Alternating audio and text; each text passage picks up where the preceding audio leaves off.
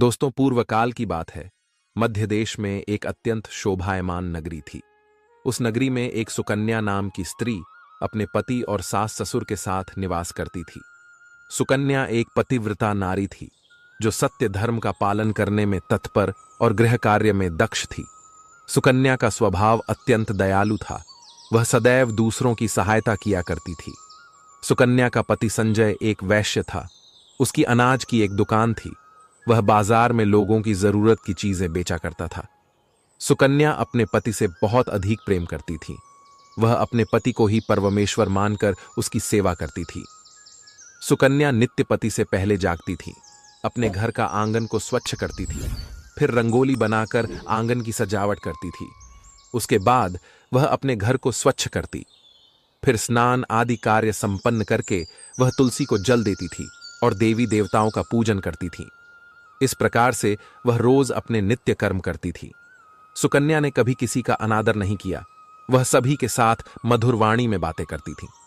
सभी लोग सुकन्या को देखकर कहने लगे थे कि यह तो साक्षात लक्ष्मी के समान गुणों वाली स्त्री है।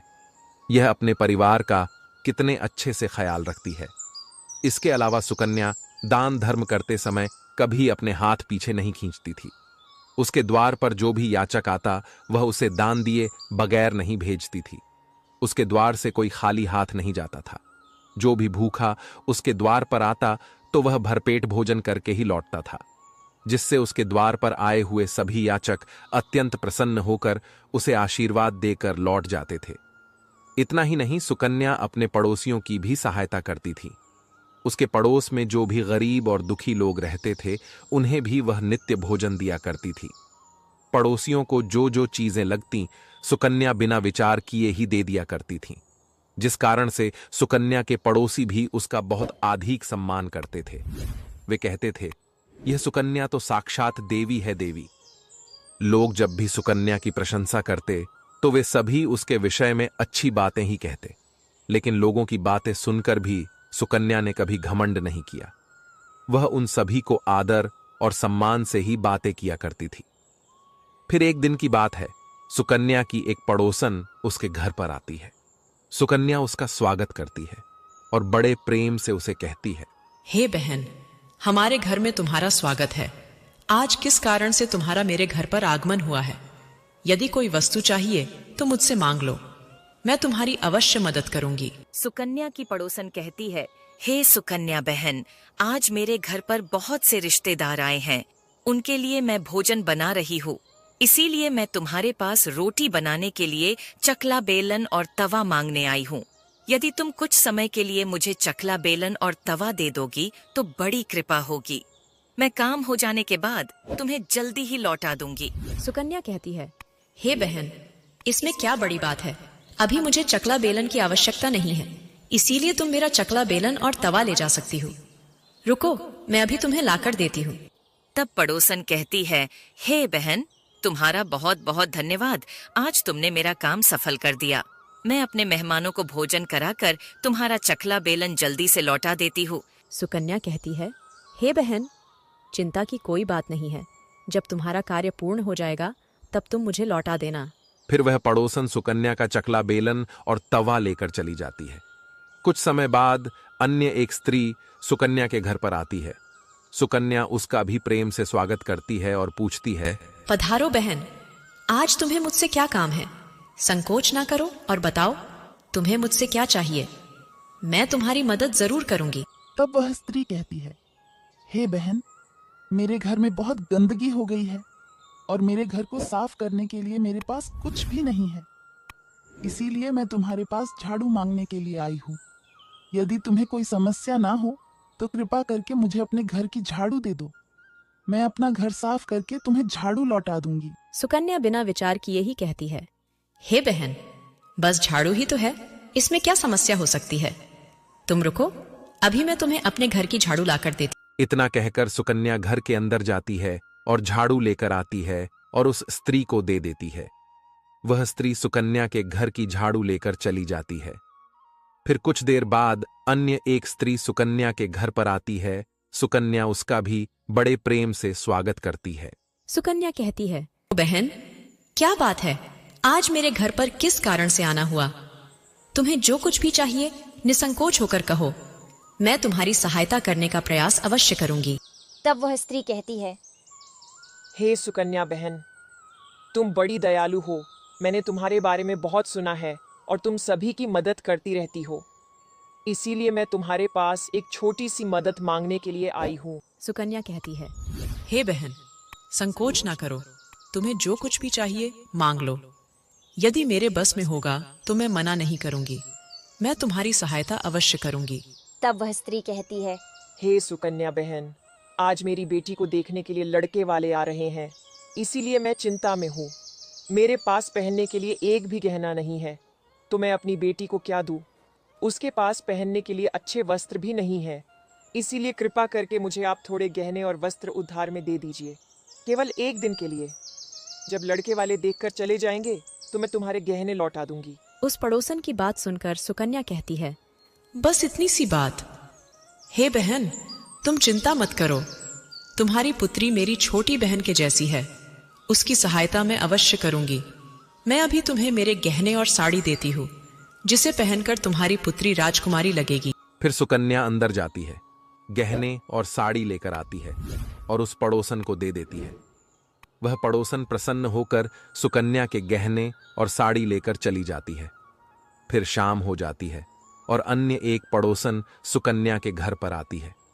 सुकन्या उसका भी बड़े प्रेम से स्वागत करती है और कहती है, पधारो बहन, आज किस कारण से मेरे घर पर आना हुआ? बताओ, मैं तुम्हारी किस प्रकार से सहायता कर सकती हूँ? तुम्हें जो कुछ चाहिए निसंकोच होकर कहो, मैं तुम्हारी मदद जरूर करूंगी। वह पड़ोसन कहती है, हे सुकन्या बहन, तुम बड़ी दयालु हो और तुम सभी की मदद करती हो, इसीलिए मैं तुम्हारे पास आई हूँ। मेरा बच्चा भूखा है और उसे पिलाने के लिए दूध नहीं है, इसीलिए मैं तुम्हारे पास दूध मांगने के लिए आई थी। अगर थोड़ा सा दूध मिल जाता तो बड़ी कृपा होती। सुकन्या कहती है, अरे बहन, इसमें कौन सी बड़ी बात है? लो, अभी मैं तुम्हें दूध दे देती हूँ। सुकन्या रसोई घर में जाती है और थोड़ा सा दूध लेकर आती है और उस पड़ोसन को दे देती है।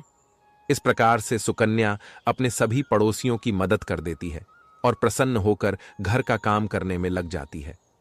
फिर रात होते ही उसका पति घर पर लौट आता है। सुकन्या अपने पति को प्रणाम करती है और उसकी खूब सेवा करती है। रात को दोनों पति पत्नी आनंद से सो जाते हैं। फिर दूसरे दिन वे जागते हैं तो उन्हें एक बहुत ही बुरी खबर कानों पर पड़ती है। एक आदमी दौड़ते हुए सुकन्या के घर पर आता है और सुकन्या के पति से कहता है, हे भाई, कल रात को किसी ने आपकी दुकान लूट ली है, सारा माल गायब है। सुकन्या का पति एकदम से घबरा जाता है और दौड़ते हुए अपने दुकान पर जाता है तो देखता है उसका सारा माल किसी ने लूट लिया है। वह देखता है कि उसके दुकान में रखा हुआ सारा धन भी चोरी हो चुका है। वह दुखी और निराश होकर घर पर लौटता है और सुकन्या को सारी बात बताता है, जिसे सुनकर सुकन्या बहुत दुखी हो जाती है। सुकन्या कहती है, आप चिंता न कीजिए जी, हमारे घर में अभी बहुत सारा धन रखा हुआ है, जिससे आप फिर से व्यापार शुरू कर सकते हैं। फिर सुकन्या अपने घर की तिजोरी में देखती है तो वह भी पूरी तरह खाली दिखाई देती है। उसके अंदर का भी सारा माल अब चोरी हो चुका था। यह देखकर सुकन्या बहुत दुखी हो जाती है। उसे समझ में नहीं आता कि यह कैसे हुआ। सुकन्या का पति उस पर बहुत क्रोधित हो जाता है और पूछता है, सुकन्या, सच सच बताओ, हमारे घर के अंदर रखा हुआ सारा पैसा कहाँ गया? सुकन्या कहती है, हे स्वामी, मैं घर पर ही थी, सारा धन तिजोरी में ही था, किसने इसे चुरा लिया पता नहीं। कृपया आप शांत हो जाइए, हम कोई ना कोई उपाय जरूर ढूंढ लेंगे। सुकन्या का पति कहता है, ये जो तुम दूसरे लोगों को घर पर बुलाकर खिलाती हो, अनजान लोगों को घर में बुलाती हो, उसी का फल है ये। उन्हीं में से किसी ने हमारे घर का सारा पैसा चुरा लिया है। क्रोध में आकर सुकन्या का पति उसे भला बुरा कहता है। सुकन्या की सास भी उसे बहुत कोसती है और कहती है, तुम ही इन पड़ोसियों को घर की चीजें देती रहती हो, बिना सोचे किसी की भी मदद कर देती हो। उन्हीं में से किसी ने सारा पैसा चुरा लिया है।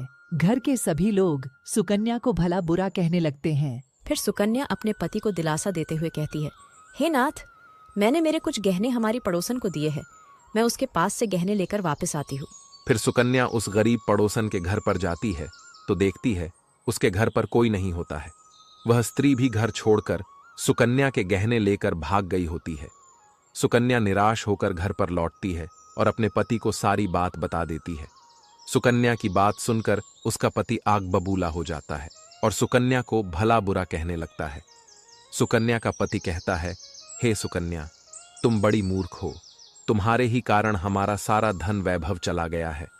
तुम्हारे दान देने की आदत के कारण ही हमारे ऊपर यह मुसीबत आन पड़ी है।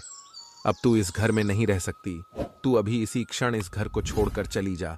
सुकन्या कहती है, हे नाथ, आपके सिवा मेरा इस दुनिया में कोई नहीं है। मैं आपको छोड़कर कहाँ जाऊं? सुकन्या का पति कहता है, तू कहीं पर भी जा, लेकिन अब इस घर में तू नहीं रह सकती। तेरे ही कारण मेरा सब कुछ बर्बाद हो गया है। तू इस घर में रहेगी तो बचा कुचा सब नष्ट हो जाएगा। सुकन्या अपने पति को हाथ जोड़कर विनती करने लगती है, हे स्वामी, ऐसा ना कहिए। मैंने कोई अपराध नहीं किया है। आपके बगैर मैं जीवित नहीं रह सकती। मुझ दासी को आप घर से मत निकालिए। लेकिन सुकन्या का पति उसकी एक नहीं सुनता है और उसे अपने घर से धक्के मारकर निकाल देता है और कहता है, अब तू इस घर से चली जा और लौट कर मत आना। चाहे तो किसी नदी में कूदकर अपनी जान दे दे, लेकिन अब तू इस घर में मेरे साथ नहीं रह सकती। फिर सुकन्या दुखी होकर रोते हुए अपने पति के घर को छोड़कर चली जाती है। चलते चलते सुकन्या माता लक्ष्मी के मंदिर में जाती है और माँ लक्ष्मी से प्रार्थना करते हुए कहती हैं, हे माँ, मैंने ऐसा कौन सा पाप किया है जो मेरी ऐसी दशा हुई है? हे माँ लक्ष्मी, मैं तो नित्य आपकी पूजा करती थी, फिर भी आपने मेरा घर क्यों छोड़ा? कृपया मुझे बताओ माँ, मैंने ऐसा कौन सा अपराध किया जो आप मुझसे रूठ गई हो? फिर सुकन्या वहीं पर बैठकर सोचने लगती है, यदि मेरे पति मेरा स्वीकार नहीं करेंगे तो मैं जीवित रहकर क्या करूं? यदि मेरे ही कारण मेरे पति की दुर्दशा हुई है तो मुझे जीवित रहने का कोई अधिकार नहीं है। इतना सोचकर सुकन्या अपने प्राण देने के लिए नदी की तरफ जाने लगती है। नदी के पास जाकर सुकन्या माता लक्ष्मी से प्रार्थना करती है, हे माँ लक्ष्मी, अब मैं अपने प्राण देने जा रही हूँ। यदि मेरे द्वारा तुम्हारी पूजा में कोई कमी रह गई हो तो मुझे माफ करो। मैं अपने पति के बगैर जीवित नहीं रह सकती, इसीलिए अब मैं इस नदी में कूदकर अपने प्राण दे दूंगी। इतना कहकर सुकन्या नदी में कूदने ही वाली होती है कि साक्षात माँ लक्ष्मी उस स्थान पर प्रकट हो जाती है। माँ लक्ष्मी सुकन्या से कहती है, रुक जाओ सुकन्या, रुक जाओ पुत्री, तुम यह क्या कर रही हो? सुकन्या आंखें खोलकर देखती है कि साक्षात माँ लक्ष्मी उसके सामने खड़ी है। माँ लक्ष्मी के दर्शन करके सुकन्या बहुत प्रसन्न हो जाती है और माँ को बारंबार नमस्कार करते हुए कहती है, हे माँ लक्ष्मी, मुझे क्षमा करो, मैं बहुत बड़ा पाप करने जा रही थी। देवी लक्ष्मी कहती है, हे सुकन्या, मनुष्य को स्वयं अपने प्राण नहीं लेने चाहिए। यह महापाप है। ईश्वर ने जो शरीर प्रदान किया है उसे ऐसे नष्ट नहीं करना चाहिए। सुकन्या कहती है, हे माँ, मैं विवश हूँ। मेरे पति ने मेरा त्याग किया है और स्त्री को अपने पति को छोड़कर नहीं रहना चाहिए। मैं अपने पति को छोड़कर जीवित नहीं रह सकती, इसी कारण से अपने प्राण देने जा रही हूँ। देवी लक्ष्मी कहती है, हे सुकन्या, मैं सब कुछ जानती हूँ और यह भी जानती हूँ कि तुम्हारे पति ने तुम्हारा त्याग क्यों किया है।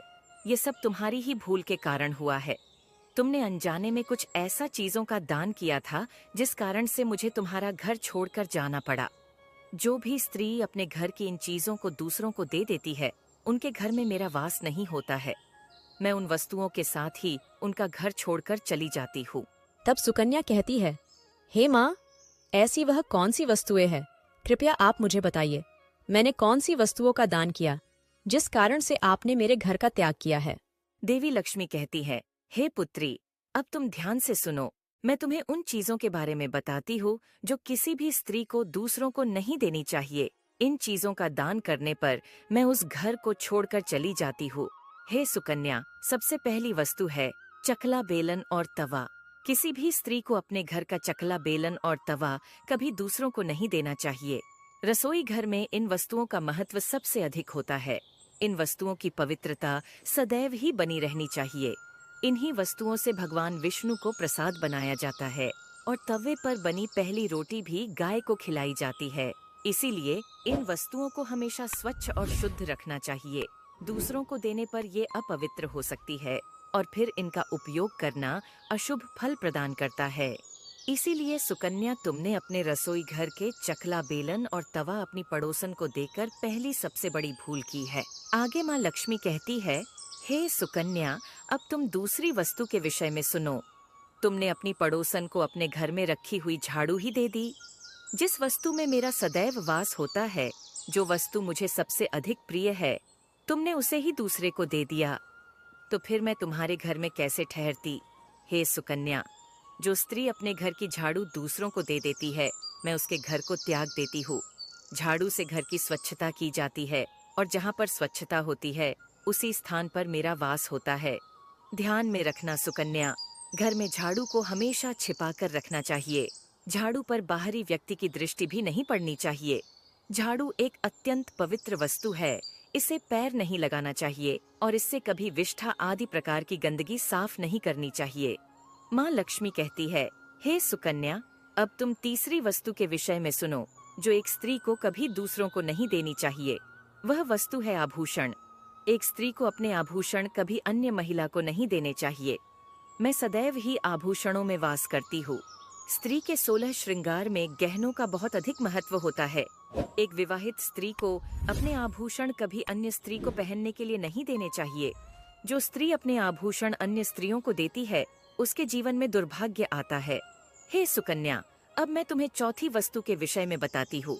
किसी भी मनुष्य को शाम हो जाने के बाद कभी सफेद रंग की वस्तुओं का दान नहीं करना चाहिए, किंतु तुमने शाम के समय दूध का दान किया था। शाम को दूध का दान करने से जीवन में दुर्भाग्य आता है। शाम को सफेद रंग की चीजें दान करने से मनुष्य के जीवन में अशुभ काल आता है। माँ लक्ष्मी कहती है, हे सुकन्या, अब मैंने तुम्हें उन सभी वस्तुओं के बारे में बता दिया है जिनका कभी दान नहीं करना चाहिए। ये वस्तुएं कभी दूसरों को उधार में अथवा उपयोग के लिए नहीं देनी चाहिए। सुकन्या कहती है, हे माँ लक्ष्मी, मुझसे बड़ी भूल हो गई। मैं इन बातों से अनजान थी। कृपया मुझे क्षमा करो और अब मुझे प्रायश्चित करने का उपाय बताओ। देवी लक्ष्मी कहती है, हे सुकन्या, तुमने प्रायश्चित पहले ही कर लिया है, इसीलिए अब तुम अपने घर पर लौट जाओ। मैं तुम्हें तुम्हारा संपूर्ण वैभव और धन संपत्ति लौटा देती हूँ।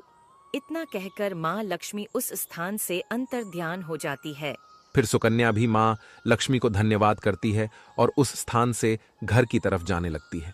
तभी उसका पति ढूंढते हुए उसी की तरफ आ रहा होता है। वह सुकन्या के पास आकर उससे क्षमा मांगता है और कहता है, हे सुकन्या, मुझे माफ करो। मैंने तुम्हें बहुत भला बुरा कहा था। तुम तो साक्षात देवी के समान हो। माँ लक्ष्मी की कृपा से हमें अपना सारा धन वैभव वापस मिल गया है। यह सुनकर सुकन्या बहुत प्रसन्न होती है और अपने पति के साथ घर पर लौट जाती है। तो दोस्तों, कमेंट में जय माँ लक्ष्मी जरूर लिखें और साथ ही चैनल को सब्सक्राइब करें और वीडियो को लाइक जरूर करें। धन्यवाद।